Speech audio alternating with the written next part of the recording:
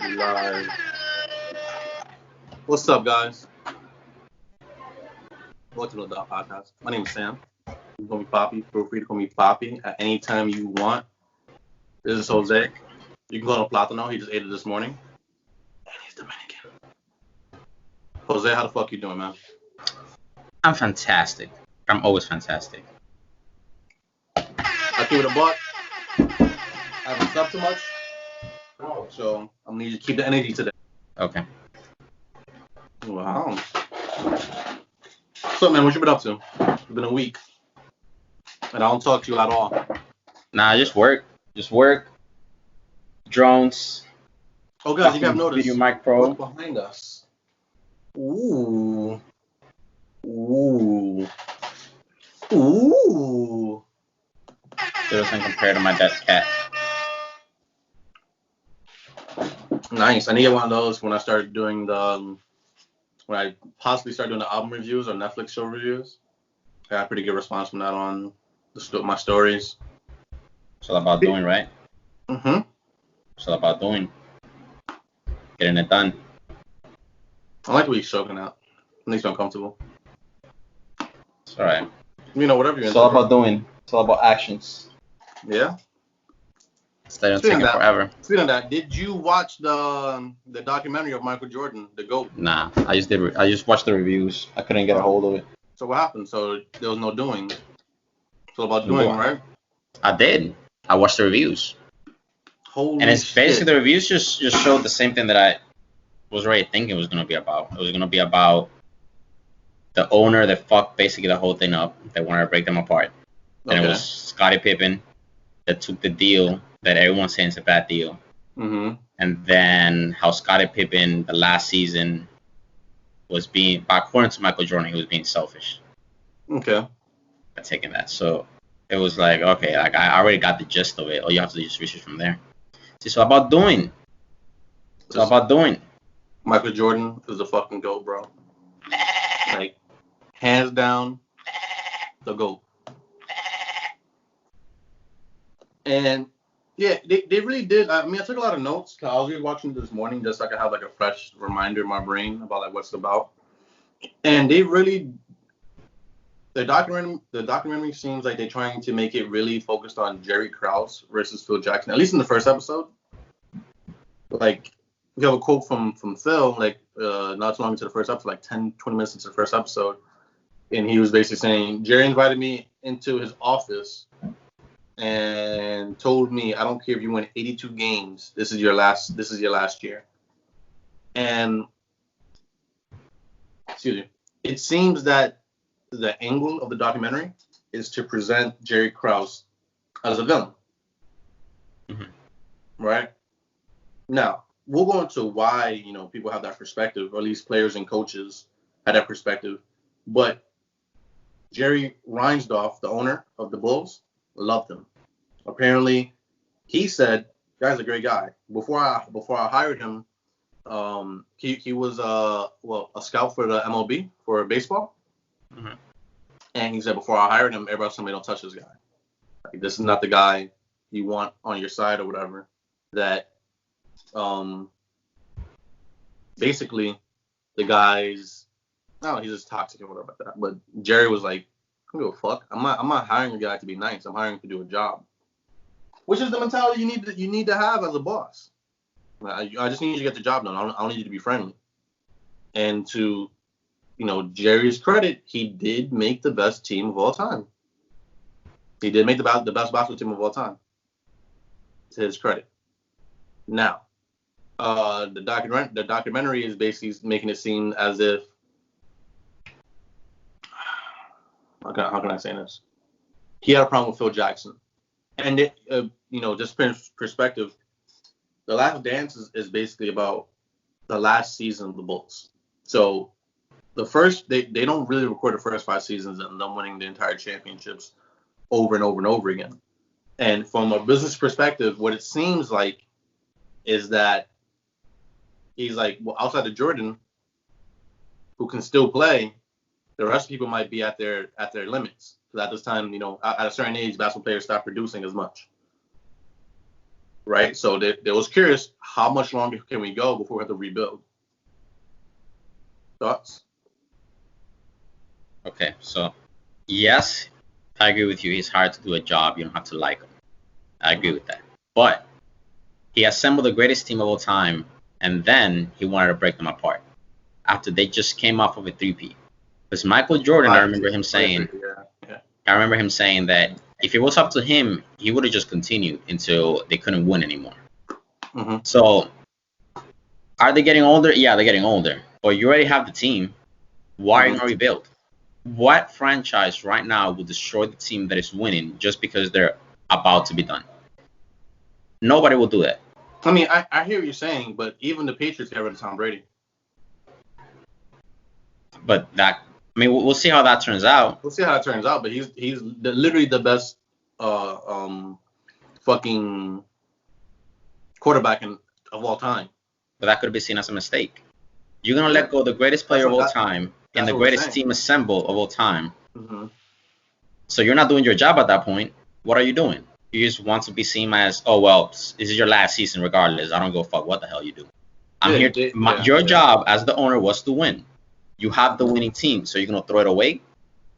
That's like you going to the Olympics, winning the gold medal, and just be like, yeah, you performed well. All right, I'm getting rid of you. I want somebody else. Okay, so you didn't do shit after that. But what do you do? What do you do if you own? Let's say you own a franchise mm-hmm. or whatever. You own any type of business, and your manager is turning your employees against you. How do you handle that?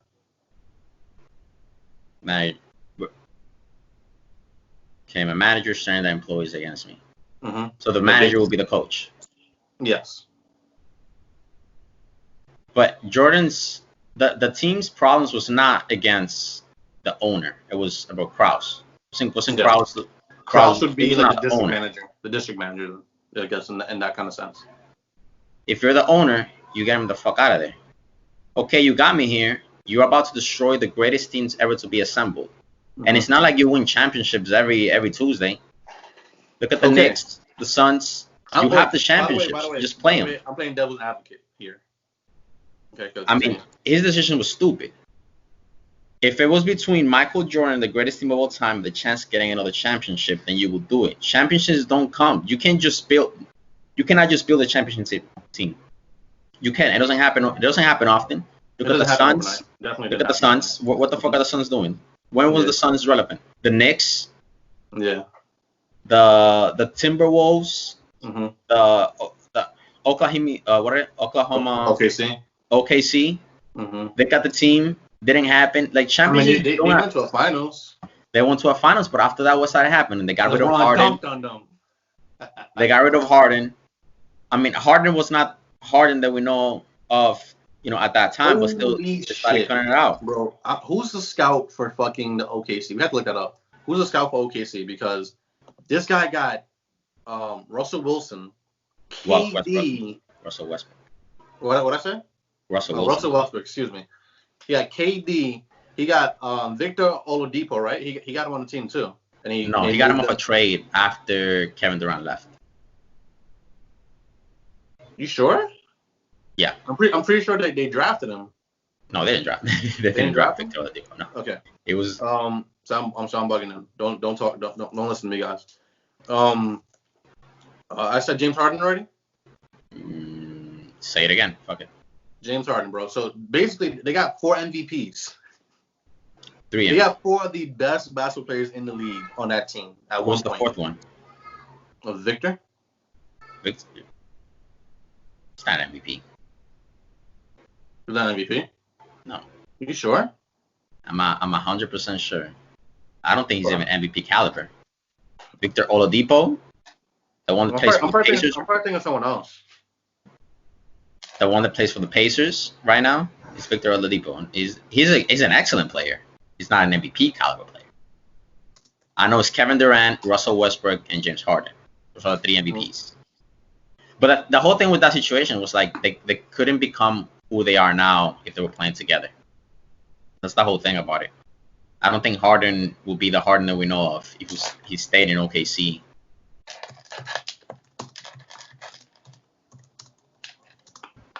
Keep talking. Okay. Well, back to the topic, right? Let's not talk about OKC right now. Yeah, he fucked up. He did a stupid ass decision, and the owner should have probably gotten rid of him. The owner should have just continued with Jordan for 3 more years after what 2098 was the last season. I don't know how long Jordan was still gonna be there, playing. But bro, if I'm him, I got the greatest player of all three time. MVPs, yeah. So I got the greatest player of all time. Just write it out. The fans love it. You're gonna get people are gonna come to see him. People are gonna come to see him. Yeah. Scotty was still there. You got Phil. What the fuck are you doing? Didn't want to pay him. He didn't want to play for them no more. Because of what happened. No, because of his contract. Yeah, but he fucked himself over. Bro, he signed the stupidest contract of all time. Granted, no, I don't understand his mindset. I don't. No. Before hindsight 2020 is stupid. Okay, because sight at that moment is still stupid. No. This is why, right? Think about it this way. He signed that contract before 1991. So 1990 contract. Before he won his first championship. Okay. Hold up. Okay. In today's NBA, we have a lot of players who sign 4-year contracts worth over, $150 million. Mm-hmm. A lot of those players are not even worth that money. Mm-hmm. Okay. At that time, the salary cap is different. The Jordan contract, $30 million for 1 year, or 32 or 34, that was rare. That was the first of its time. That was rare. And that was in 1997, 7 years later. Yeah. He signed it before he became Scottie Pippen. Mm-hmm. Before he won anything, before he became the player that we know today, he signed it at that time. The amount isn't the issue. How long is the issue? A 7-year contract for 18 million. And as soon as he joined the Bulls, he had an effect on the team. But you also have to take into consideration that he was injured when he signed that contract. He didn't know how long he was gonna last. He didn't know how long he was gonna last. He wasn't injured yet. No, he was injured. No, he wasn't. He had an ill. He was injured in 1998. But in that season, there was an ill. He didn't know how long he was gonna last. That's one of the things he said. He didn't know understand how long the mindset. Yeah. So I understand why he did it at that time, and the money makes sense because he didn't become Scottie Pippen that we know of today. Okay. Now the owner, when all is said and done, those freaking 8 years pass. What he should have done was like, you know what? All right, I know that I told you that I was not gonna let you go, but you won 6 championships, 3 back-to-back, 3 years back-to-back. Mm-hmm. Maybe he should have just given it to him. No. That I get. No. That's what he should have done. He should have done that. Scottie Pippen was the 122nd paid player in the NBA. Now, hold on. Before I even continue that statement, he is the second best player in the NBA at this point. When Michael leaves, he becomes the best player in the world at that point, right? I don't know about that. So Scottie Pippen is the 122nd paid player in the world. 1981 signed a deal for 7 years, 18 million. Jerry Weinsdorf told him it's a bad deal. Do not take this deal, because if you take it, I'm not letting you off of it. Because Jerry, bro, Jerry Krause, the evil villain in the documentary or whatever. And this is why the Bulls, whatever the Bulls became, Jerry deserves a lot of credit. He deserves a lot of credit. He deserves credit. He built the team. Not as much credit as I think he deserves. He built the team that became a championship. That can't be denied. He scouted the players that Jordan needed to win. And Jordan clearly states, whenever you hear Michael Jordan, they should say Scottie Pippen. Scottie Pippen was an absolute pleasure to play with. If he didn't have Scottie, he wouldn't have won all these tournaments. He said this verbatim himself. Right? Yeah. Now, for them to get Pippen, Jerry orchestrated a deal with the Seattle Supersonics. The day before they drafted Scottie Pippen. Mm-hmm. The day before they got Scottie, they knew they wanted Scottie, and for whatever reason, Jerry knew that that's where he was going. He was going to Seattle, and they wanted a higher draft pick. They got Scottie. Scottie was the most instrumental player outside of Jordan for them winning championships. So Michael didn't do that. No one else in that team did that. So he does deserve a little bit of credit on the fact that he might be considered the greatest scout of all time. He might be. Without pimping, I don't think they get those 6 rings. Okay, he does deserve credit, and nobody will deny that he doesn't deserve credit. Okay. But the amount of credit that he thought he deserved was wrong, and it was not that much. Because let me tell you why. The hard part about scouting is not about finding the first round pick. All the guys in the top 5 have potential. All of them. Anyone can see that. The hard part is finding the guys that are all the way in the second rounds and finding the gems in there, like the Spurs are doing. They're excellent at scouting European players and finding them. Now, he did an excellent job at building the team, but no one can train you on how to find an MJ, a LeBron, a Kawhi Leonard. Nobody knew Kawhi Leonard was going to be who Kawhi Leonard is now. Paul George, Russell Westbrook, James Harden. Nobody knew they were going to become who they became. That's the hard part.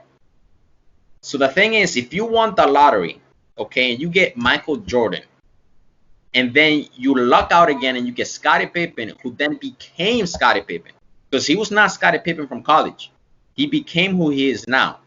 If you're that lucky to get those 2 players, how about you do yourself a favor, build a team around them the best you can, because you're doing an excellent job at that, and that's it. Just continue, just wait it out, see how long they last, and whenever the heck is the last day where they're like, all right, we're not even winning games, they're too injured, it's over, then there you go, you're done. You tell them, okay, listen, we have to rebuild, it's over. We had our run, it was amazing, but that's it. But the thing is that the best GMs are the ones that stay quiet, and they don't want all the credit. Because who the heck is the owner for the Spurs? I don't know. You don't know. The Spurs front office, hands down, is the best front office in the NBA. No one will ever disagree with that. Hands down. They have been relevant for the past 20 years. But they also don't have a star that's being annoying. No, but they had a star, and that was Tim Duncan. Now, he was not annoying, but they have a system where they can put a star and they know what to do. Their front office is hands down the best. But to me, as far as I'm aware, they don't have any vocal stars on the Spurs. They haven't had a vocal star, at least in my opinion, since I've been watching the Spurs. The way the Spurs. Can you tell me a vocal star from the Spurs? They're not vocal, but the way their system is that they're extremely strict, and whatever happens, whatever discussions they have, they want to have it in house. They don't let freaking media know everything about them. There's not a single scandal that came from the Spurs. Whatever problems they have, they handle it internally. There's a scandal that came with what's his name? Kawhi Leonard. When Kawhi was with the Raptors, because Kawhi wanted to go to LA, and the Spurs weren't trying to let him go. He wanted to go to. Yeah, but that's one of the things they fucked up on. But in 20 years, they messed up once. It was not because Kawhi Leonard wanted to go to LA. It was because Kawhi Leonard, he had the mysterious injury. They didn't know what to explain it. The front office of the Spurs is the best in the NBA. The doctors are the best. They take care of their players. They give them rest. Whatever the players need, they give it to them. Hands down, they never question them. The thing with Kawhi Leonard was that it just continued being, it continued happening. They didn't know what the heck was happening. The doctors was like, bro, listen, we tested him everywhere, anyhow, anywhere, whatever the heck we could do, we tested him. He's fine. So, and eventually the teammates started ganging up on him because they didn't start believing him. And it was just bad. Like, it was not the ideal situation. It was not handled properly, but that's because they didn't know what the fuck was happening with him. Yeah. And they try to talk to him. It's not like their organization is still like, it's still the best. It's still the best. There's no player that they would hate going to the Spurs. You always have a fighting chance when you're with the Spurs. Sure. I think that has more to do with coaching. Coaching, and not only coaching, he's an excellent coach, but it's also the way the whole organization is run from a head. He's not just an excellent coach. He's one of the best coaches of all time. Okay, but still, the whole organization is A level, hands down. The way they pick their players, developing their players is A1. It's not only coaching, it's everything. Shit, we went by picks. I'm going with OKC. They drafted 3 future MVPs. That's not an accidental thing, bro. When you get 3 MVPs on the team, that's not accidental. There's And some luck. also with the Bulls, the 1 year Jordan didn't play in 1994, Scottie Pippen won Defense Player of the Year and All-Star Game MVP in 1994, the year that Jordan didn't play with him. Yeah. He was a beast, bro. No one's denying he's not a beast. He led his team in a whole bunch of shit. Hold on, let me look that shit up. No one's denying he's not a beast. We all know he's a beast.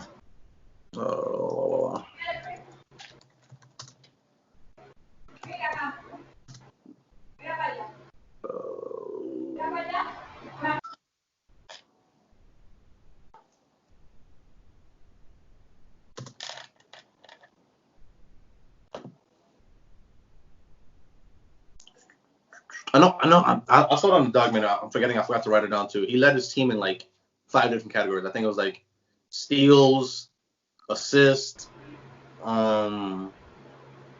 blocks, or he was like second. But he was like they showed like a whole list of stats that he had, but he was still like the 122nd most played player. To me, that's just bad business for him because they told him, the guy told him, you're not giving yourself enough time to get this bread. I can give you. They could offer him like a short-term deal, and then he could have came back again. Imagine how he took a 3-year deal, won back-to-back championships. Imagine how much he would have made.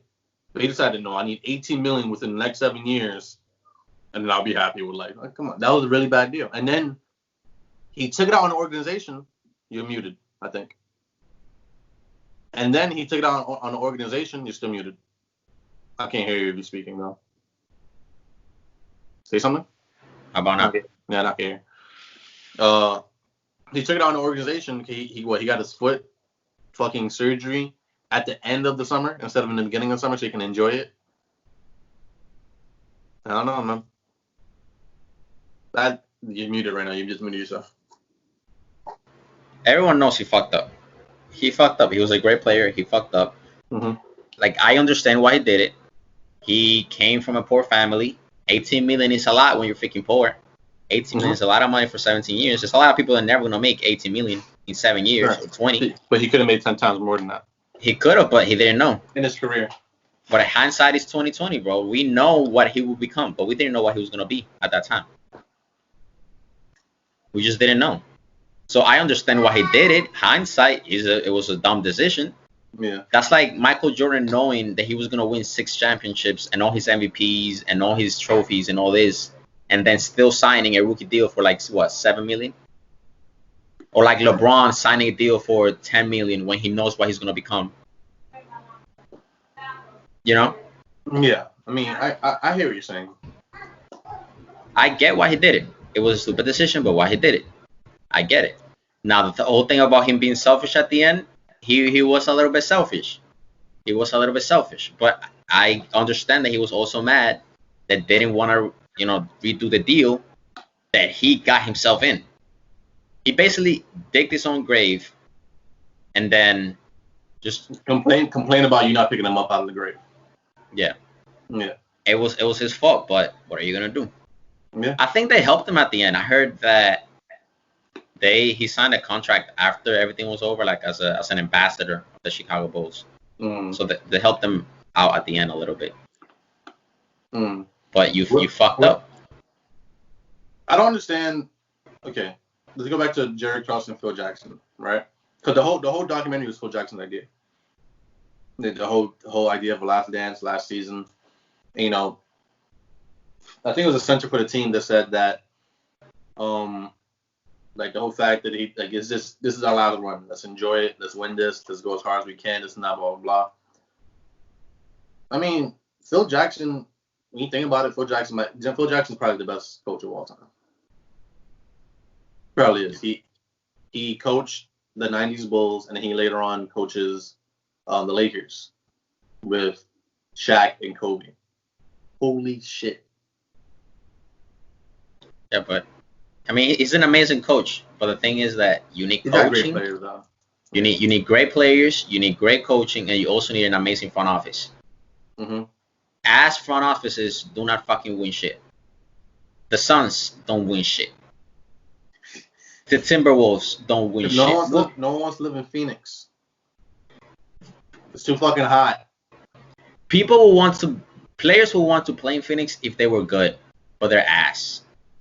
They have Kevin Booker? What is his name? Kevin Booker, right? I mean, but the Bulls were asked before they got Jordan too, though.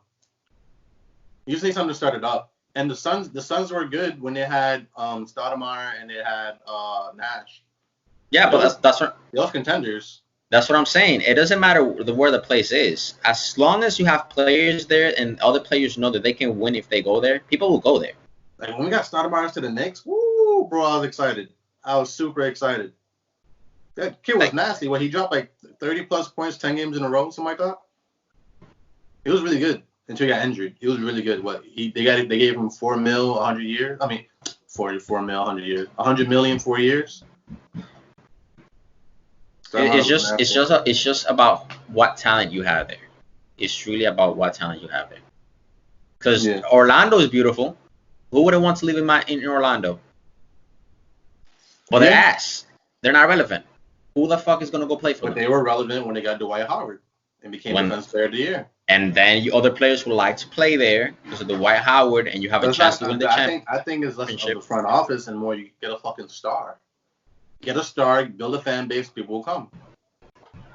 But I don't think it's just get a star. I think you need a star, you need a competent front office, and you need a competent coach. I agree. Because Kevin Booker and the other first round pick is really fucking good. I gotta find his name. That's what I'm saying. That's what I'm saying. Jerry Krause is fucking amazing then. Like he deserves a lot of credit for getting Pippen. He deserves a lot of credit for getting Dennis Rodman, for getting Steve Kerr, stuff like that. He deserves a lot of fucking credit. He deserves a lot of credit, but you can't do it without the team, and you can't do it without the coach. The team, you need all three. The team without him. It's like saying what came first, the chicken or the egg. You don't have an egg without a chicken. And you're saying that without him, your place. It's like saying I'm not putting him above the team. No, you need all three. You need all three. We need all three, but I'm not putting him above the team. What I'm saying is this: the beginnings don't exist without him. And that's people have you need a foundation. Yeah, you need a foundation.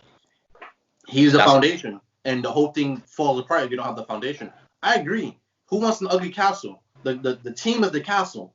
The team is the castle. They're the looks. They're the spikes. They're the everything. They're the cathedral. They make the things. They ornament it. They make it beautiful. They make you want to come, right? But if you knock out the foundations, the pillars, and everything, there's no castle to look at. They both need each other because you can have a foundation, but no one's gonna look at a foundation. No one gives a fuck. And that's the thing with the foundation. Nobody looks at the foundation. You're supposed to just do your job because nobody's looking at you. No one's going to the Bulls games to look at Jerry Krause. You're right. Nobody. Sure. What he should have done, lower his fucking ego, and continue the team. It's the same thing with the Suns. The Suns have a horrible front office. They have Kevin Booker and DeAndre Ayton. They're excellent players, but they're not winning shit. They don't even have a coach who's decent.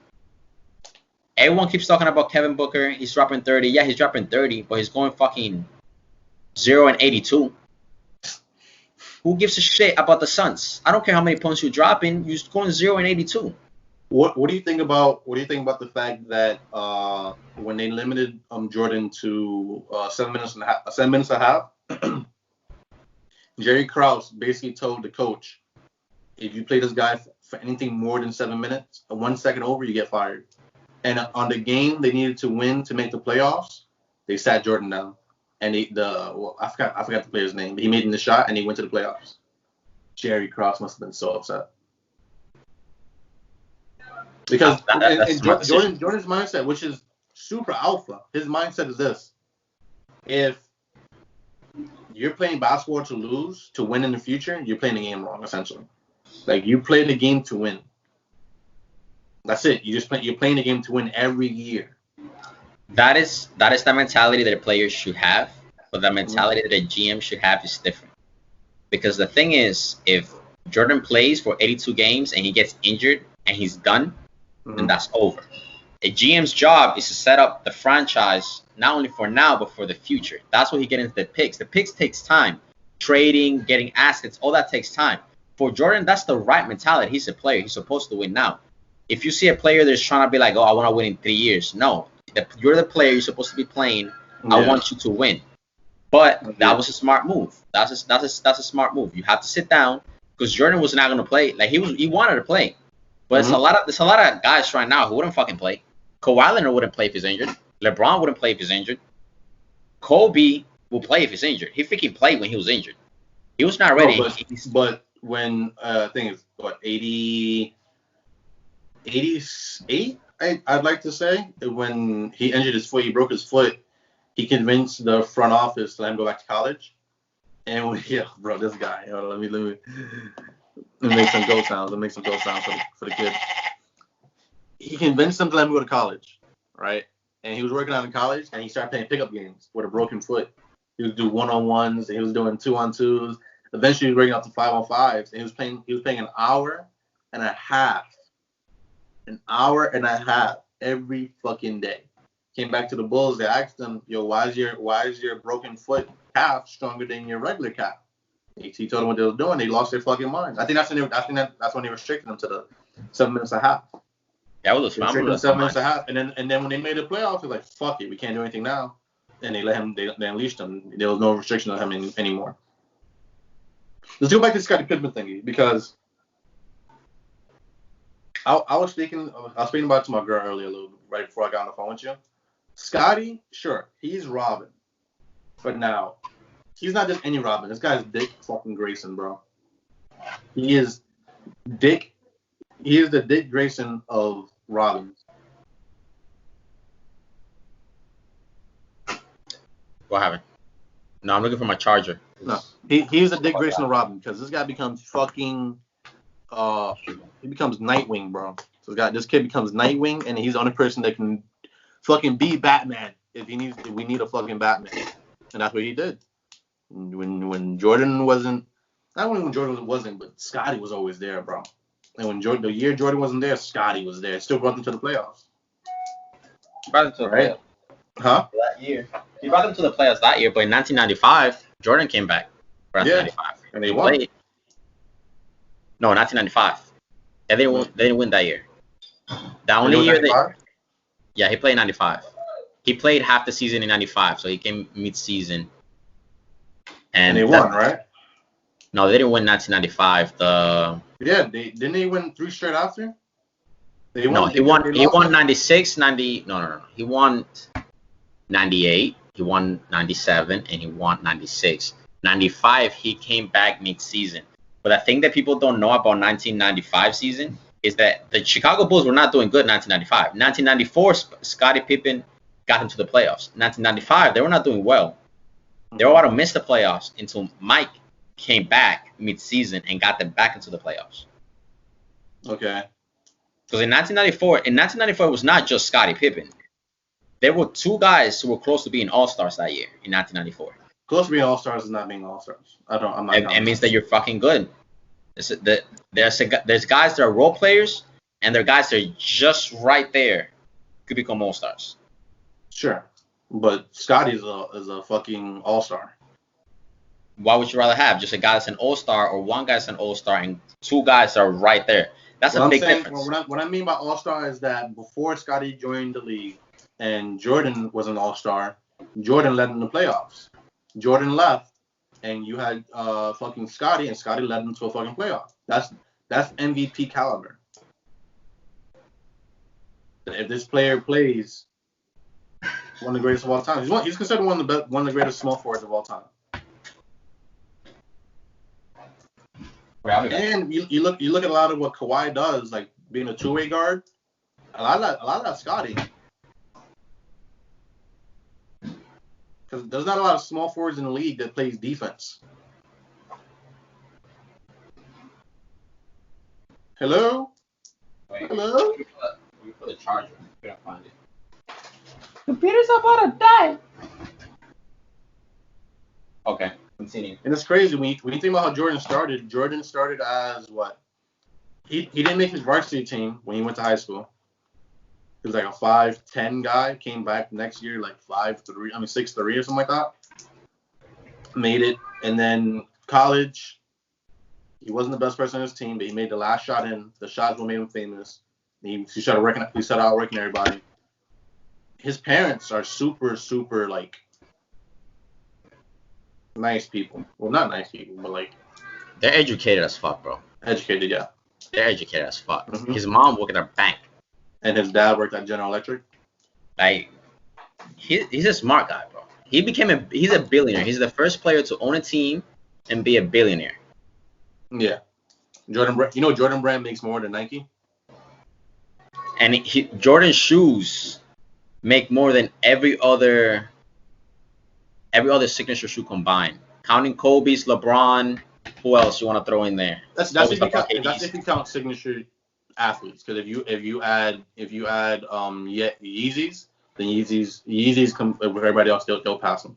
Because I think Yeezy just got like the business right now is worth like $2 billion, $3 billion. No, but I'm only talking about Jordan and Nike compared to the players. Okay. Yeah.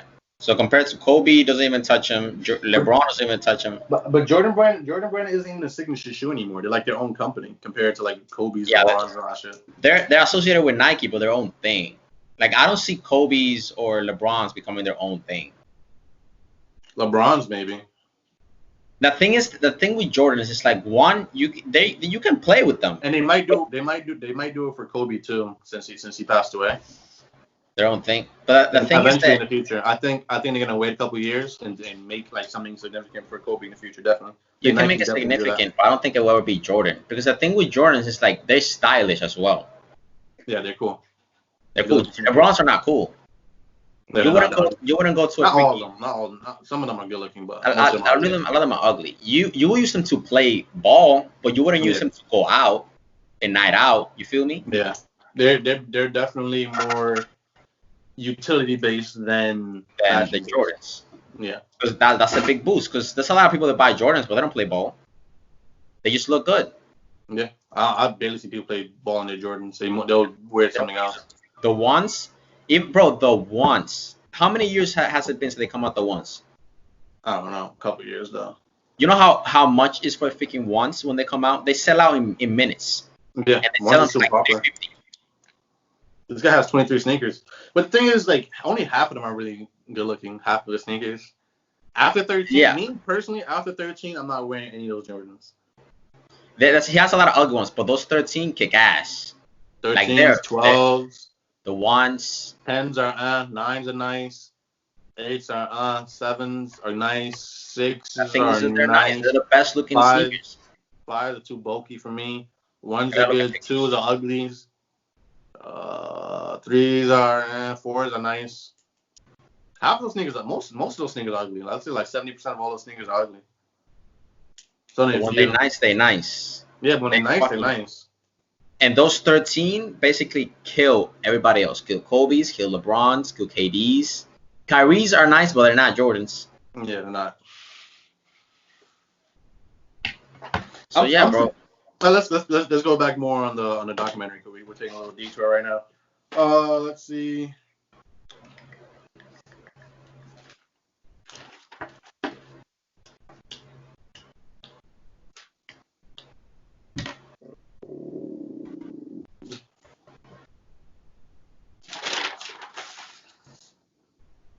Oh, back to how important Scottie was. Everyone needs a number 2. Jose, you're my number 2. You're my Scottie. Wish. Wait. Even Jordan said it. Every day Scottie wasn't playing gave people confidence that they can beat us. Every day Scottie wasn't playing gave other teams confidence that they weren't playing. They faced the Clippers team that was like one of the worst in the league. They took them to double overtime, and Jordan had to drop 50 points just to beat them without Scottie. Scottie was really important, bro. Really important. Steve Kerr was speaking about how Scottie was literally the rhythm of the team. Maybe he took him out the rhythm, and Jordan was saying there's many times during the game, but we should have won but we didn't. Like, we didn't make the right play. Someone wasn't at the right spot. A movement didn't happen. And Scotty was instrumental for all that stuff, man. Because nobody will ever deny the importance of Scotty. Nobody. But it's also part of Jordan's greatness because he brought Scotty to where he's at now. There's not a lot of players that can make their teammate the number 2. You have to have talent there, definitely. I'm not taking away from Scotty, but you need to have the talent there, and Jordan brought it out. He brought it out of all his teammates. You know what's crazy? Because I was really trying not to make this like a Jordan LeBron thingy, and I'm not gonna make it a Jordan LeBron thingy. And I'm not saying this to compare the people, because when I compare these two players, Jordan's obviously superior. Jordan's obviously the GOAT. He's the greatest of all time. No one's ever going to deny that. Let me give him a couple more GOAT sounds just so people know that he's the GOAT. Okay? All right. Got enough GOAT? Here's baby GOAT. Okay, baby GOAT. Okay. Steph Curry, to me, since Jordan hasn't played, is the only other player to make everybody on his team better. For me, as much as he did, like, holy shit. Draymond Green. You don't agree with that? What is Draymond Green doing right now? I think that in that system that they have, Curry is able to make other teams better, but Draymond Green is not elevated to the level of a Scottie Pippen. And this is the thing. Okay, he's an amazing role player, but you take Draymond Green out of that system, he's not the Draymond Green that we're seeing right now. Yeah, it's because he's in that system. Even Klay Thompson is an amazing shooter. In another system, he's gonna be that great. He's still gonna be an amazing shooter, but he can't dribble the ball. He's an amazing defender, yes. He can shoot and defend, but he can't dribble. Because he's not pushing the basket. He's a shooter. Bro, he made everyone in his team better. When they had what's the center for the Lakers right now? What's his name? For the Lakers. Holy shit, Beard. It's the White Howard and another guy. Yeah, I'm forgetting the other guy's name. Let me see. Even Looney, right? Whatever his name, Kevon Looney, something like that, for the Warriors. Guy's not that great, but Steph makes him look amazing. When they had David West was an aged player that he was supposed to be like a role player that wasn't supposed to get a lot of minutes or plays type shit. Stephen Curry brought him over the top. He got him minutes, he got points and everything. Same thing with Andre Iguodala. Even though Andre is, I say, a little bit of a different case because he was super talented.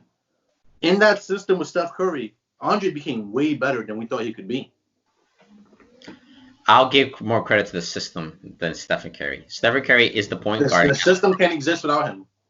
The system cannot exist without him. Because of his shooting, but I don't think the Stephen Curry shooting. It's not just. I don't think he's a threat as soon as he crosses half court. There is no player in history, not Jordan either, but there's no player in history that's a threat immediately as soon as he crosses half court. But I don't think Stephen Curry is elevating guys like the way Jordan did or the way LeBron does. Jordan elevated out. I feel like Jordan was okay. I'll say this. LeBron and Jordan are coaches on their teams as well. When they're playing like that, I want you doing this. I want you doing that. I want you doing this. What I'm saying for Steph makes everyone on the court better from his presence alone. He's not coaching people. He's not telling people where they need to be. Right? And that's why a system is made around him. You can say with LeBron and you can say with Jordan, they made the system. But with Steph is the system. He is so much of a, like, the whole NBA changed. The entire NBA changed as soon as this guy came on the scene, bro. As soon as he became big, like, how many 3-pointers are shot now compared to 10 years ago? Holy shit.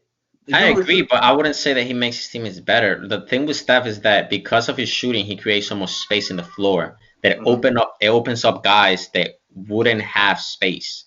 Draymond Green is not a guy that you will freaking close up to him, but because Stephen Curry is a threat all the way half court, you're forced to guard him, giving space to Draymond for him to drive. I would say that's more for the system. I'm not saying he doesn't make other players better, but if I was to compare it to Jordan, I don't think he makes. There's not a single player in the Golden State Warriors that I'm like, shit, without Steph, he's nothing. No, it's not a Scottie plus Pippen. minus system for Steph. I was looking at a video about it, right? When KD was on that team, right? Let's say let's say that we have all the team, you have everybody there, right? You have Steph on the team, you have basically the starting lineup, right? With all of them there, they're essentially like what plus 18, plus 20, something like that. Like we're scoring, right? If you sit Steph down, they drop from plus 20 to like plus 5, plus 3 as a team, right? They kept KD. You say you take everybody else, you take everybody down, and you keep KD there, right? And with whatever you put around them, they plus 1. But let's say you put KD down, you put Steph Curry, you put Steph Curry up, they'll automatically become plus 10. Because that system is for Steph. That system is for Steph. He is the system. People are making plans just to fight against this one, just to fight against this one guy, and it makes the entire team better. Sure, the method of them getting better is different, but the what he does on the floor is you have to put it into consideration. I take it into consideration, but I wouldn't. Okay, he makes his teammates better. He gives some spacing, but I don't think he makes individuals better. Like Jordan made Scottie Pippen better. I think that's what I'm trying to say. Okay. Like Scottie Pippen, you drop Scottie Pippen anywhere else, he's still Scottie Pippen. He's still an amazing ass player. You drop Draymond Green to another player. Goldo, what? Holy shit. Does he know? Did he know who was recording? I don't know what the fuck. He's fucking annoying. Anyways. What I was saying is that I don't think Michael Jordan made Scottie Pippen better to the point where he goes to any other team and he's still Scottie Pippen. You take Draymond Green out of there and you drop it anywhere else. No, Draymond's dookie. I'm not arguing about Draymond. Like people or Clay. People talking about who would you build a team around? I remember seeing some on ESPN, and everybody was saying you take Steph Curry out of the situation, who do you build a team around? People were saying Draymond Green. I'm like, you guys are fucking retarded. You guys don't know what you're talking about. I think you can build a team around Klay Thompson. Yeah, you could build another player. He's a nice piece. Klay Thompson. Klay Thompson's nice as fuck. Yeah, he's nice. He gives.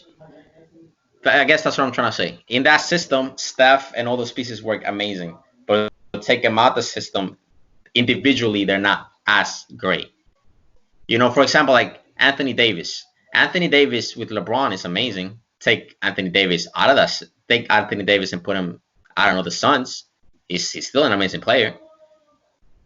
He doesn't need the system. That's not fair, because if you put Anthony Davis with the Warriors and Steph, Anthony Davis will still be better. Better than what? Better than he is on the Lakers. You could say that. It would be KD. It would be like having KD. If you give Steph a middle tier big man to high tier big man, to me they'll become one of the best teams in the league again. But that's one of the things I'm making. I don't really think they needed KD. They don't need KD to become one of the best teams in the league. They didn't. Give them a halfway decent big man. They'll be one of the best teams in the league. That's what they had when they went 73. Yeah, but that's what I'm trying to say. 73 now. I'm not sure. There's players that Jordan groomed Pippen, right? He made Pippen who he is now. He helped them become that. The talent was there. But Pippen was Pippen already had the talent. Okay, he had the talent. If Jordan and Pippen never played together, Pippen is not the player that we know that we know him to be. He needed Jordan and Jordan needed Pippen. They both helped each other. But I don't think I don't think Steph is elevating guys like Draymond or Klay to that level. No, Draymond needs to the next level. Draymond needs Steph. Oh, you're talking about they can lead the team by themselves after? I'm just talking about. I would say Steph led Klay Thompson to become the player he is now. I don't.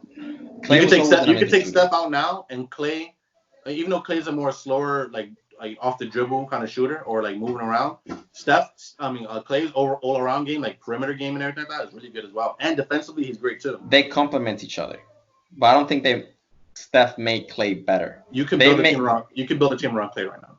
Yeah, they work perfect in that system. But again, I will give more credit to the system than to Steph. I don't think Steph is elevating to that level. He is the system. Okay, he's part of the, but it's that system that allows him to be that way. He is the chaos. The system is chaos. He is the chaos. Right? You take him out, Klay Thompson. There's no more chaos in that team no more. You can still build a great team around Klay. Klay is one of the best defensive players in the league. So he's a great two-way guard. He can score. He can put in buckets. We saw this guy put up 60 points in 3 quarters. Holy shit. Yeah, but again, they need each other, bro. Because Steph was Steph was on the floor when he did all that. No. He was, but he didn't do anything. No. Steph, even this year, Klay was not in the court with Steph. Mm-hmm. And Steph he was dropping points, but they were getting bodied. The Warriors were getting bodied with Draymond. He creates chaos, but he needs Klay to grab some of the attention. Stephen Curry by himself in that system, we already saw it. It was nothing. They were getting blown out. They didn't have a good big man. To me, that's what it was. It was not only about the big man. It was about the spacing. Without Klay, you don't have spacing.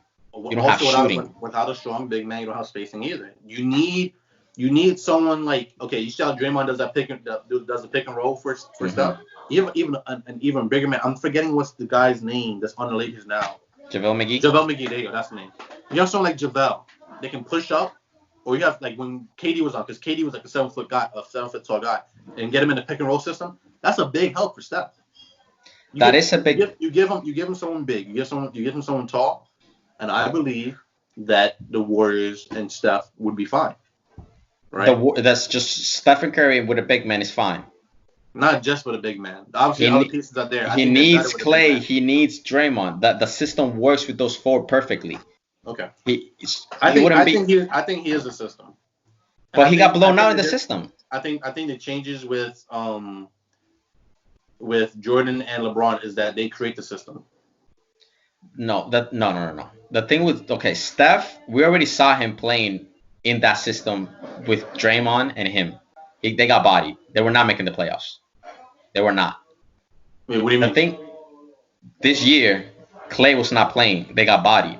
They were not going to make the playoffs this year. Mm-hmm. And he's the system, but he didn't elevate nobody else. Okay. It was done. Jordan didn't create his system. Jordan played inside the triangle. That was a system that they had in place. LeBron makes his own system. They don't have a system. Your argument is this. Oh, because Steph and Klay is out, the system doesn't work anymore. Essentially. It doesn't. Okay. But that's like saying do you believe that if Jordan and Scottie are hurt, that the team's gonna make it to the playoffs? No. They're the two best players on the team. So what are you saying? Of course. But you need the pieces. That system that Steph is playing on needs Klay and needs shooting. If you take Klay away, you saw what happened. We already saw what happened. They're not making it to the playoffs. So Steph was making points, but they got bodied. Okay. Do you believe that had they continued? Okay, this is my point. I think with Steph, who did they get from the Nets again? They got D'Angelo Russell. D'Angelo Russell, right? I think Steph and D'Angelo, and you would have had like a decent big man. I think they could still make playoffs. They would lose, but they'll make the playoffs. We saw that. They didn't. Steph played like 5 games. In those 5 games, no, he didn't play. Let me see how many games he played. He didn't play that many games. He got fucking people were throwing bodies at him. People were throwing bodies. Because you need the shooter, bro. I am trying to kill this kid, bro. They were. Because have you seen the clips? They were trying to kill this kid because he had no protection. You're not understanding this. The system works as following. You have Steph and Klay. They're the Splash Brothers. Because of their range, they create space for guys like Draymond and the big men to be effective. You take any of those pieces out. You take that spacing out from the small forward all the way to to the point guard as Steph. Take those pieces, you take away spacing. That's why when Kevin Durant was added to the team, they became unstoppable. Because you're talking about who are you going to guard? You can guard Steph, Clay, Kevin Durant, or Iguodala.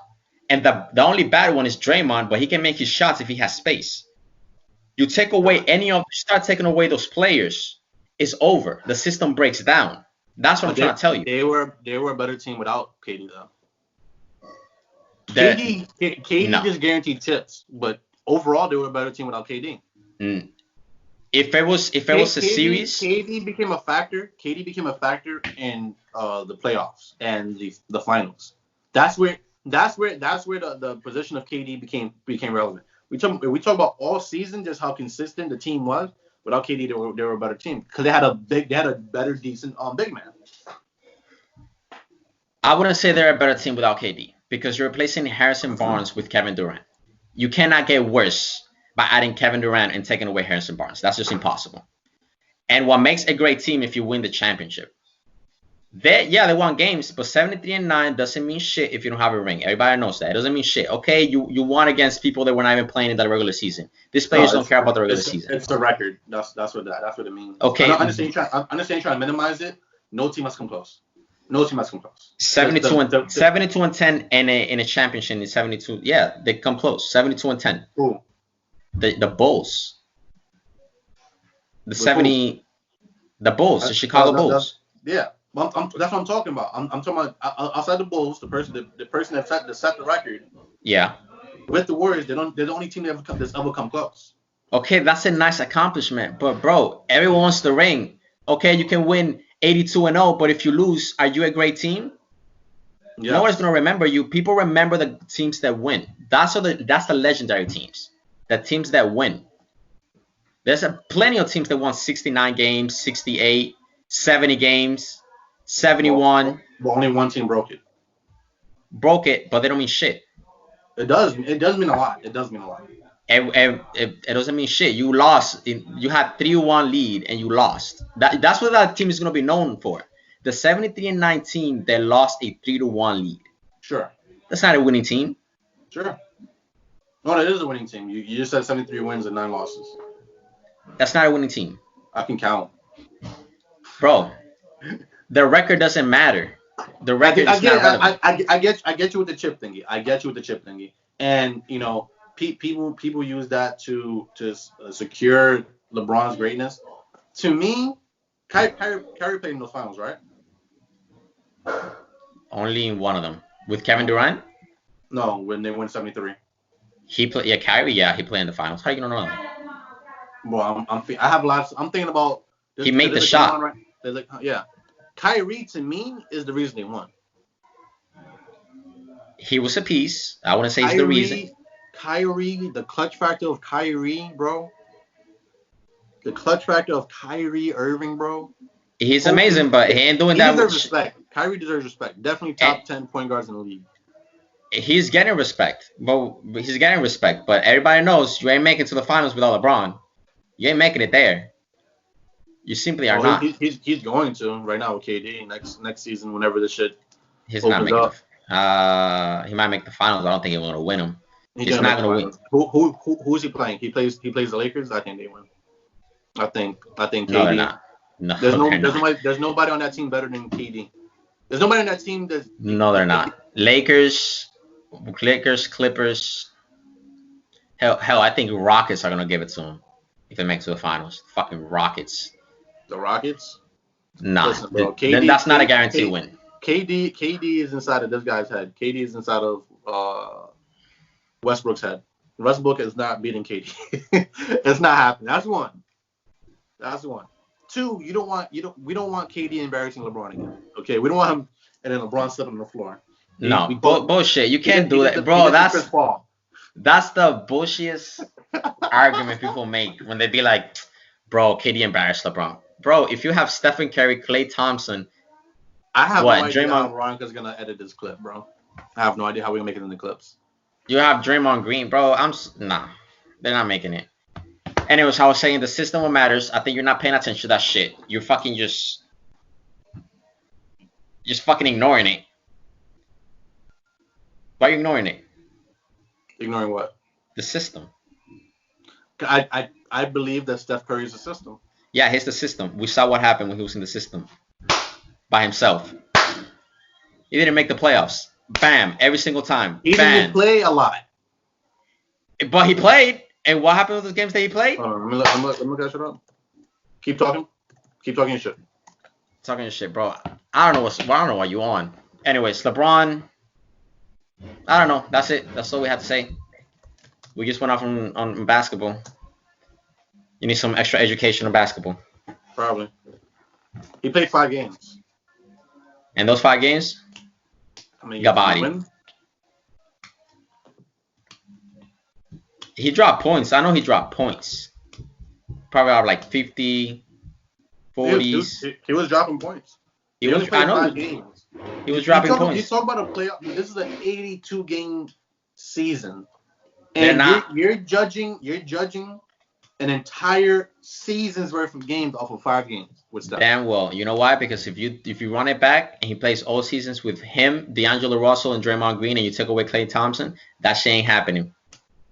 That shit ain't happening. You might make the playoffs, but you're getting bodied. You need that spacing.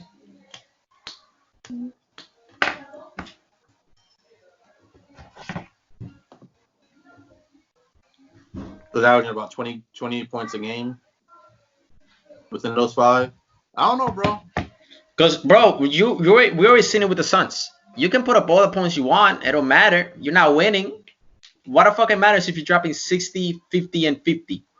Will Chamberlain is notorious for dropping 50, 25, and 20, I think it was. Will Chamberlain's the best scorer of all time. You know how many championships he won? 2. 50, 25, and 20. I think it was 50, 25, and 25. You can drop all the scores. You can destroy the stats. Okay, that's good, bro. But if at the end of freaking June you're not playing, okay, good for you. You won 73.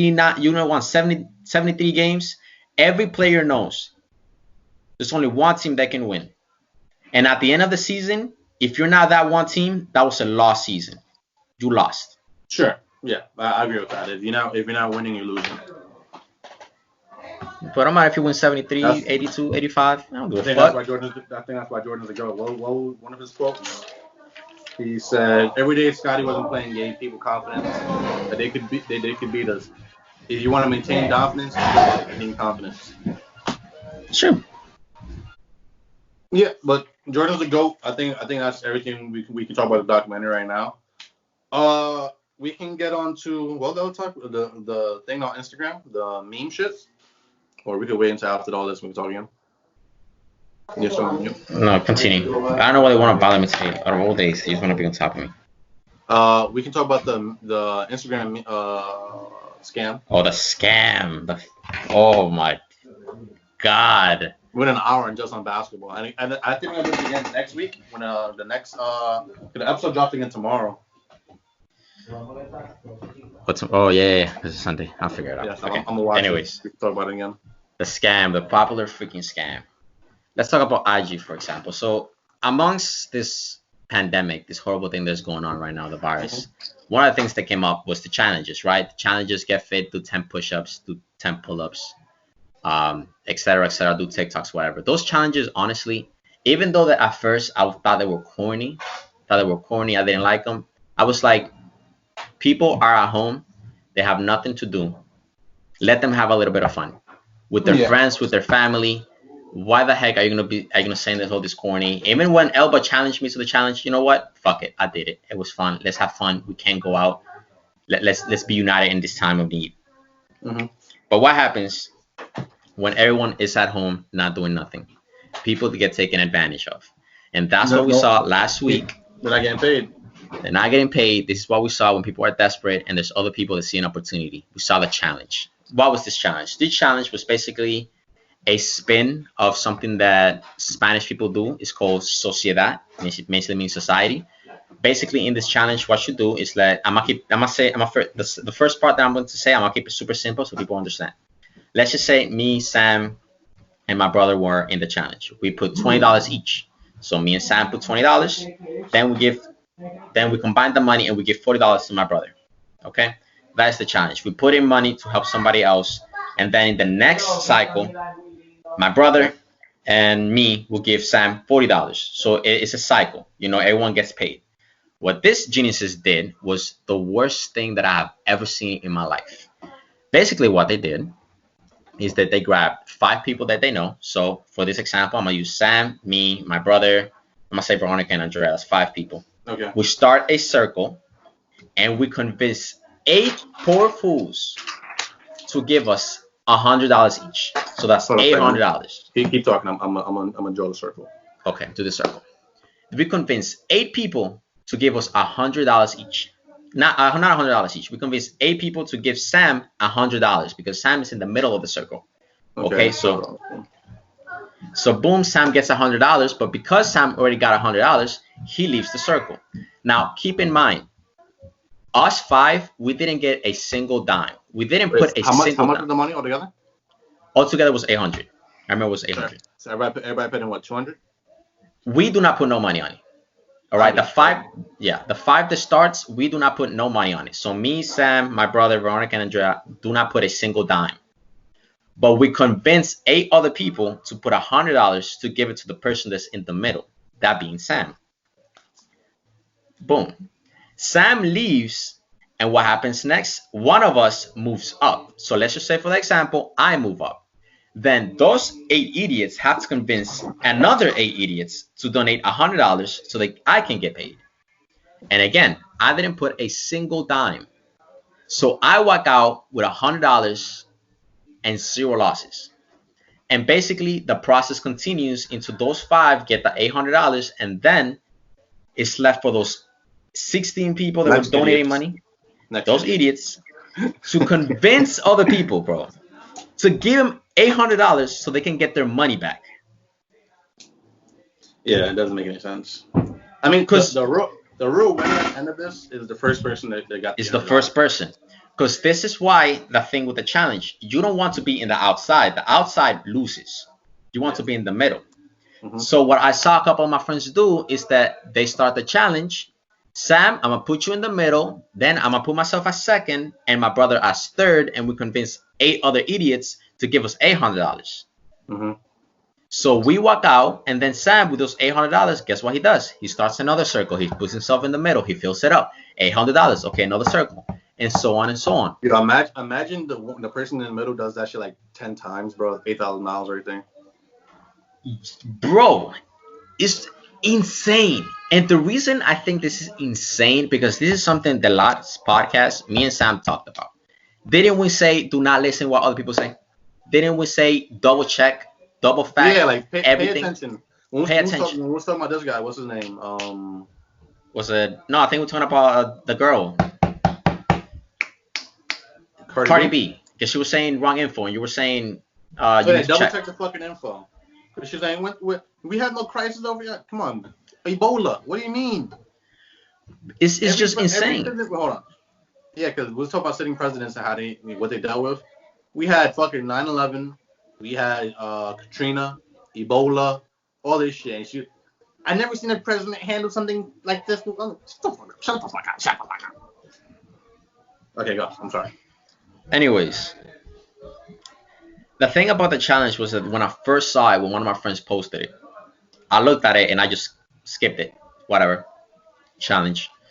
I skipped it, and then I kept seeing it, and I'm like, bro, they keep saying to me that it's legit, right? That's like, oh man, it's real. We're gonna get you $800. But I'm like, bro, this is not how economics works. I didn't go to school for economics. I didn't take a single economics class. Mm-hmm.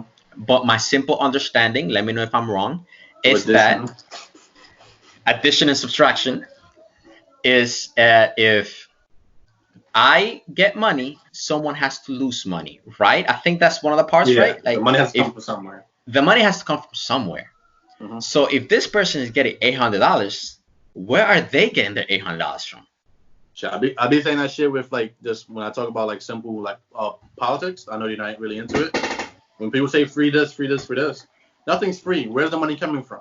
And I agree with you. Even that, the money has to come from somewhere. Like this $1,200 that we're getting, mm-hmm. It has to come from somewhere. And the government isn't in the government's not in the business of giving away free money. They Yeah, do, but they do it at the cost to everybody else, not from without their own your ass pocket. knowing. Yeah. So all you had to do was just do what Sam just did. Drive freaking circle, give the middle person $800, and continue the process. And eventually you will think to yourself, oh wait, how many times does this shit has to pass until I get paid?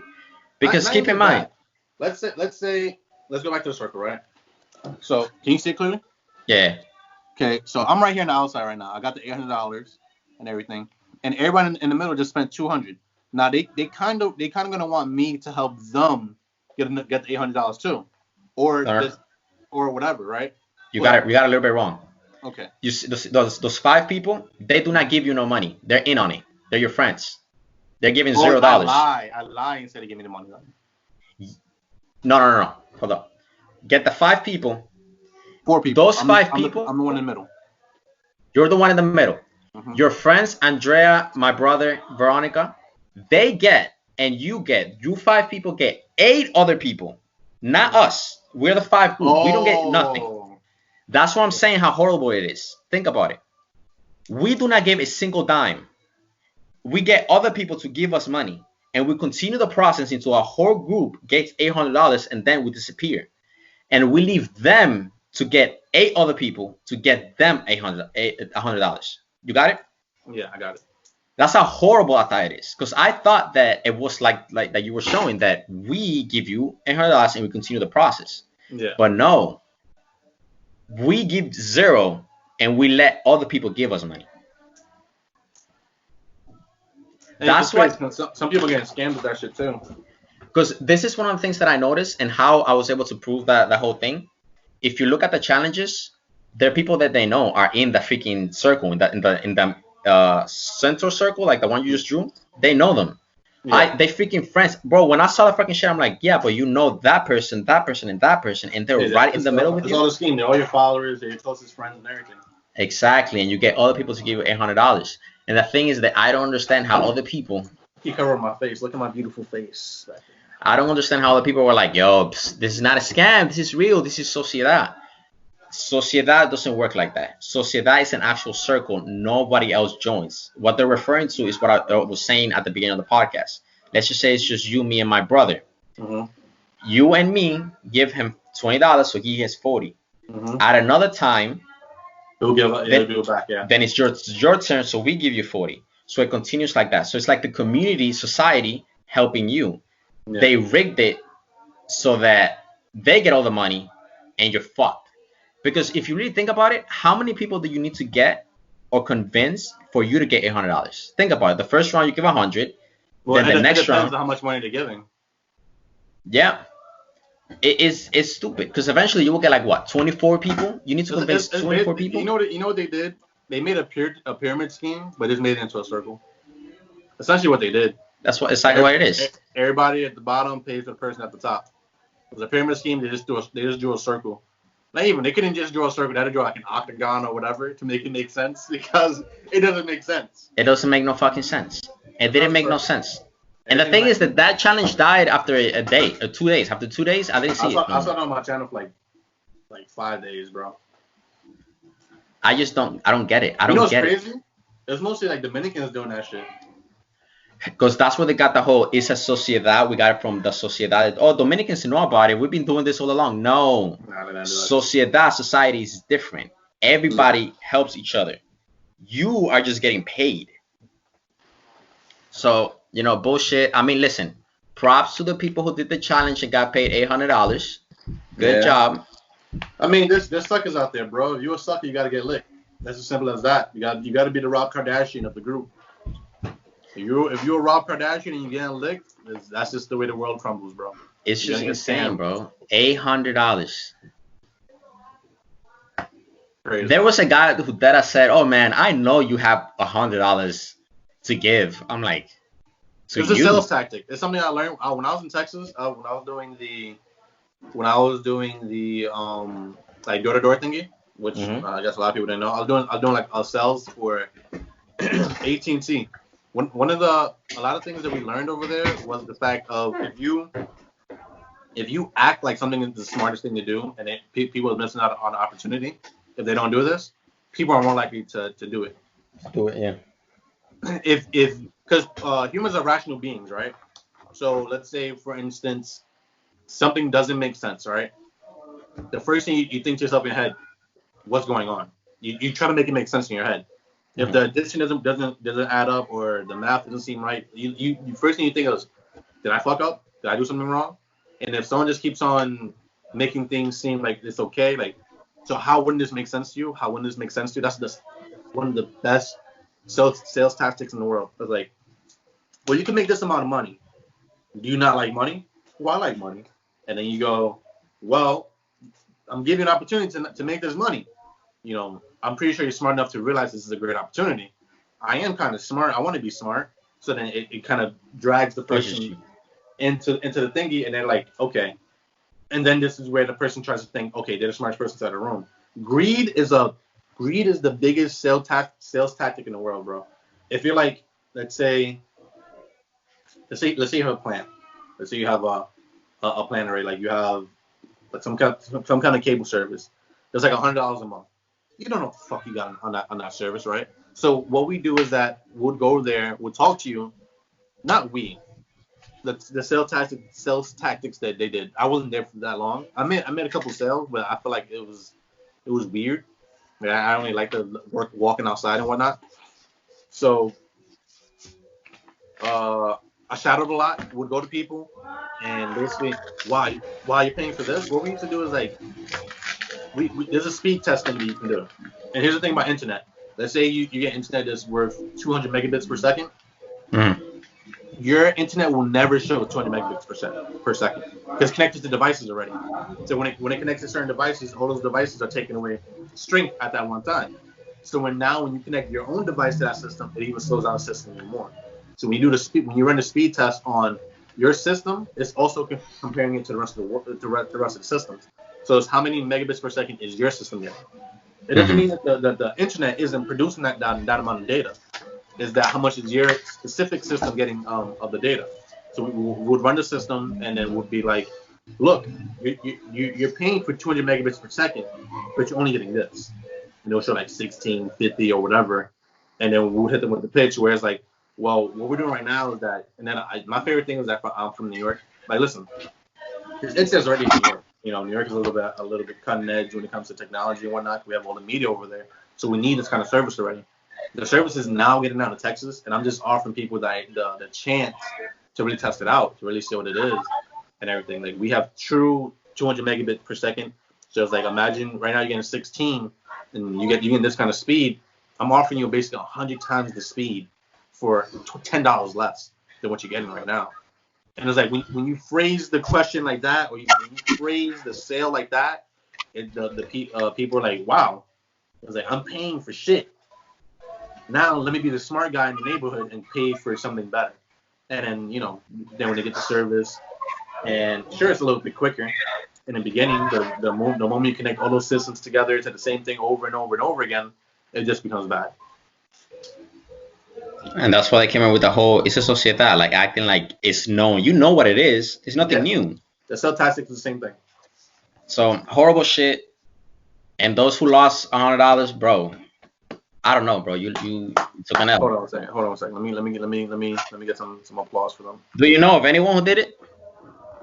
One of the girls we used to work with, she was trying to put that shit out a lot, but I think we all know that she was not all the way there mentally. I don't know her name. It's something with a Y. She used to hang out with Darnelli and shit. I need applause. I'm looking for my thing. Applause. I don't know. With the big fat L. Like Nate, something like that. Something with a Y. Good job, guys. I mean, it was smart. Hindsight 2020. Maybe I would have been like, "Hey, bro, you wanna give me $800?" And then they give you $800. Fucking idiots, bro. Holy shit. It's fantastic. Yeah. I don't know. Last thing we have is Trump versus the media. I'm just gonna give a little bit of facts, right? Last thing was the trivia, right? Oh no, it was Trump via the media, then it was trivia, correct? Yeah. All right, so Trump via the media. I'm gonna say two things about Trump, because after I say the media thingy, he did something really stupid recently. Yeah, you saw it. I'll be reminiscent. Hold on one second. I'll be very remiss to not say it, and then people go, "Oh, you're on Trump's penis." So let me say it. This guy's a fucking idiot. He went on national television and said, "Maybe we can do something with Kleenex and Windex and Lysol, get it injecting inside people. your system." I'm like, yo, you can't be this stupid to say this on national television, bro. He said that it was a joke. Shit. He said it was sarcastic later on. He was like, it was a joke. I was just being sarcastic. Yeah, but bullshit. You're the president of the United States in a time when people need answers. Holy fuck. You're an idiot. I mean, obviously it's a joke. To me, it's obviously it's a joke. But you're the president of the United States. You can't say jokes like that. No, you cannot can't say jokes like that. People listen. Especially in a time where right now we don't have concrete answers to anything, and the evidence is always changing. You cannot be the president coming in and being like, "Yo, so how about you get some fucking Clorox and you can drink it." This guy is get some Tide Pods. I don't get it, bro. Like there's certain times where he has genius ideas and genius moments, and other times where this guy is just a buffoon. Holy shit! I think it's just because intelligence. What we say? Intelligence is subjective. There's some things with the media that I believe he's really smart when it comes to the media. He's really good at marketing. Oh yeah, the thing I was gonna give him props for until this news dropped, because we talked about what we was gonna talk about, obviously a couple of days in advance. When this news dropped about the whole fucking injecting yourself with bleach and whatnot, I'm like, yo, bleach. I'm like, there's no way. So I saw it on Twitter first. I'm like, there's no way. And I saw the clip. I was like, holy shit. I heard of it, and I'm like, cannot be. There's no way. I Googled it.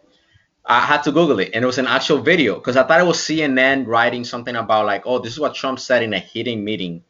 But I was like, oh, there's a video of it. Oh, it was not a meeting. CNN, you know the meme I sent you? Elon Musk was like, I can't believe CNN still exists. CNN is the dog shit of fucking media, bro. Holy fuck. I was gonna double check it because I saw CNN like, and I was like, no, that's probably bullshit. He probably didn't say it, or they probably took it out of context. And then I saw the video, and I'm like, okay, I lose. He's right. They're right. Holy shit, bro. Man, this man. I like the way he speaks sometimes because he says like, he's insane. Let's give a tremendous dose of Clorox. I'm like, whoa. Tremendous. We need tremendous amounts. Tremendous. We need tremendous amounts. Yo, now that I'm remembering this, bro. I have 2 stories to tell that happened to me. Go. So you know what my brother sent you this whole article about people need to stop using the word Karen for white women. That's just funny, yeah. Let's talk about that for a second because I met 2 Karens today. 2, not today, the other days today. So due to the nature of my job, I get to go to basically all of Queens, all of Brooklyn, and a bunch of delis, etc., etc. So I encounter a lot of people. I see a lot of people reactions to other people, and due to the pandemic that is going on right now, I see that a few older females, white women, are taking this like so fucking serious that it's to the next level. Okay, so this is what happened in my first scenario, right? I go into the store, and as usual, I introduce myself. I talk to the owner, and I usually step aside and do what I gotta do. The owners never bother me. So this lady is behind this man, and she's waiting for this man to leave, basically. Okay. And the owner goes, "Okay, you can come up, miss." And she goes, "Pay attention to the way my face changes, to the way my hands change. I'm a lower. Just pay attention. This is her. He's there. I can't go. You know the rules. You know the rules. You know how this is. He has to move. He has to be 6 feet. I'll wait. Oh, Karen. Okay, I'll wait." And the guy, the old guy, bro, he looks at her, and the owner goes, whoa, just leave, just step aside, okay? He steps aside. The lady comes forward. She's like, "Oh man, I can't believe people. They just are not taking this thing seriously." She picks her thing. She leaves. This guy, bro, is like, "Yo, you old fucking cunt. I don't have the virus. Why the fuck you gotta be acting like that towards me?" And she's like, "Bitch, you don't have to talk to me like that. Don't tell me to fuck myself. Don't tell me to fuck myself." Fucking and the Karen. guy, bro, the older guy's like, "Yo, man, fuck you, bitch. Fuck you, you cunt. Man, fuck Karen. Cunt." She walks away, and the owner is just like, "This is fucking insane. What the fuck just happened?" Bro, I have the mask on, so I'm laughing because this old guy and this old lady are screaming at each other, fucking speeding, doing all this shit. Okay, that's the first story. Mm-hmm. The second story is the most fucked up part. You let me know if it's fucked up. I go to a gas station, I'm filling up the van, I'm minding my business, I'm on my phone, and this lady comes up to me and she's like, you saw that? And I'm like, no. It's like, this whole pandemic, people are going crazy. This fucking black guy got near me. I'm like, What the fuck? wait, what? What are you, what? Like, what? She's like, that black guy got near me. I'm like, whoa. What do you mean? I'm like, this is fucking Karens, bro. This fucking Karens. Anyways, Karens is a proper term. Please excuse Karens when you see them and be nice to them if you can, please. And that's my sister now. They're joining. They're teaming up. But anyway, protect Karens. Protect Karens at your local district. Listen, you need Karens, bro. You need Karens, bro. We need Karens in this world, right? You know what's the difference? It's so funny when you catch them doing something funny. How would we get the memes? Bro. How would we get the memes if we didn't have Karen? I don't know if this is only white women, but why are they so opinionated? Why are they so like... Listen, bro. If you run into a girl and she's wearing a tuxedo and a fucking fade, go the other way, right? And a fucking fade. Yeah, man. If you run into a girl that has like more than 3 piercings, go the other way. Okay. That's a Karen. You run into a girl that dyes their hair on a regular basis, run the other way, man. These people have opinions and they want you to hear them, and you're forced to hear them. And if you don't, guess what? You're a misogynist. And you're black. Shit. This lady deadass said to me, that black guy got near me. I looked around and I didn't see a single black guy. I was like, I'm surprised she didn't do the Kim Kardashian, man, and suck the ancestors out that dick. Jesus. I was like, I didn't hear that. I looked around to see if another person was near me to confirm what just happened. But she was like, that black guy got near me. Bro, you don't know. She could have been losing control of her bodily functions. One of that black cock. She was an old lady too. Like, she was an old lady. She never had one then. She was thinking. Maybe it wasn't like, oh my god, that black guy. Maybe it was like, oh my god, that black guy. You know? You don't know. Come on, man. You could have been distressed. That female, the only thing that was missing is saying the N word with the R at the end, the ER. You imagine she would have said that instead of... Oh, Karen gotta go. We gotta pick Karen away. Yo. Don't pick Karen inside a nursing home or something. She said that black guy got near me. Karen gotta go. Holy Freaking shit. Karens, bro. I meet a lot of Karens, bro.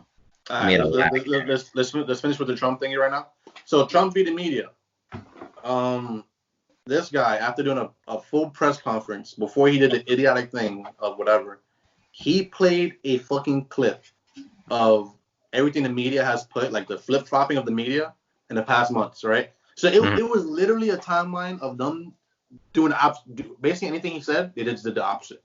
And when he switched to their side, they flipped again. And he was like, okay. And one of the journalists was like, was this like a campaign ad? Because, bro, this is the genius. Obviously, he did something stupid. Here's the genius, though. He just ran a campaign ad for free on every major network's television for news for free. And he played it for him because it was live. They could not play for him. Holy shit. The ball on this guy. Man, he was riding high, and then he shot himself in the foot. He shot himself in the fucking foot, bro. He grabbed the shotgun. Like, he just bitch slapped the whole media, then he bitch slapped himself after. Holy shit, what a genius. Fucking dragged his shotgun and just fucking went. He just kneecapped himself. Now the media's gonna run with that, bro, until it dies. Jesus. Fucking Lysol, bro. You saw the comments? The comments were funny. They were even funnier. I seen the memes. It was like, how about you do it first? Oh, yeah. I can't believe he actually said that, bro. Man, at the end of the day, bro, we kind of fucked. We got Joe Biden, a man who doesn't even remember his own name. We have Trump telling people to fucking take shots. Tremendous shots.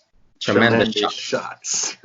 Multiple tremendous big shots. Huge Tremendous shots. They need to be tremendous. Have to be huge. Big shots. Just do it. Just do it. Holy huge shit. shots. We have Joe Biden talking about the You saw the time. meme with Joe Biden where he's like, "Come on, son, get in the car. We're gonna go here." And then he gets in the car and he's like, "Yeah, we're gonna go. Yeah, who's driving again?" I was like, "Oh shit." We all fucked. I'm like, yo, we're not making out of this situation, man.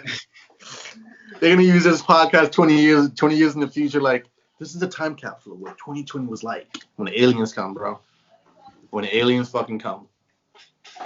No wonder the aliens don't come. They're like, Yeah, bro, bro. they're injecting themselves with fucking Lysol. They probably have like a long ass telescope. Like, look at these fucking idiots, bro. He injecting himself with Lysol. It's a fucking wipe. What the fuck are you injecting yourself? You guys are geniuses, man. Okay, should we do a little bit of trivia?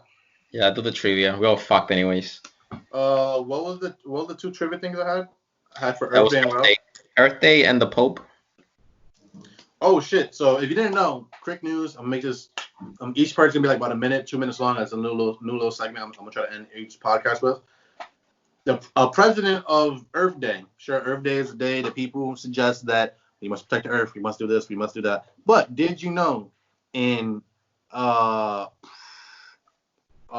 president of Earth Day, the president of Earth Day, an American activist, is a convicted murderer. He's known as the Unicorn Killer. He was convicted of murdering his ex-girlfriend Holly Maddox on September 9th, 1997. And he disappeared. He ran away. He recently died inside of prison. But he mummified the body of his girlfriend inside the trunk of the car. I think he was trying to go trees though. I think that's what he's trying to do. I think he's trying to throw soil in there with the dead girlfriend and hoping to grow a new girlfriend because Earth Day. But I'm not sure if he actually tried to do that. But I'm assuming. I'm not going to say that he's wrong, and I'm not going to say that he's right. But there has been times that I know you and me would like to drown certain people, especially with the GF. FBI, he's only talking about himself. FBI, he's talking about himself, not me. I'm just saying, I think the FBI even agrees with me. They're like, yeah, bro, I agree with you. But the times that I want to fucking swat my own girlfriend. Could you imagine being the FBI and you swat your own girlfriend? I would do that just to fuck with her. Just to fuck with her a little bit. Listen, I don't know. The world's fucking crazy. He saved the Earth. I mean, there's some good people out there trying to help. And now, in other news, the Pope. What did he do? Oh my God, bro. On Earth Day, the Pope says nature will not forgive our trespasses. Right? Now, that is the most pagan thing a Pope can say. He was copying like a Spanish quote or whatever, where it says God forgives, people forgive, but nature doesn't. Mm-hmm. I'm like, you're the fucking Pope. God is supposed to be like nature. God's supposed to be everything or whatever like that. And you're saying the nature doesn't forgive? Holy shit. This is why I no longer... Might as well be an Indian guy dancing for rain. Listen, I no longer this is why I don't pay attention to religion figures no more. Actually, yeah, it's no point. Even the whole idea of having a Pope, that's basically like the king of fucking Catholics. I mean, isn't Vatican City its own country? It's his own thing. It's independent from Italy, correct? I think so, yeah. Let him be. I looked that up because we're not geniuses. I know it's not part of Italy because I heard there's their own independent with their own rules.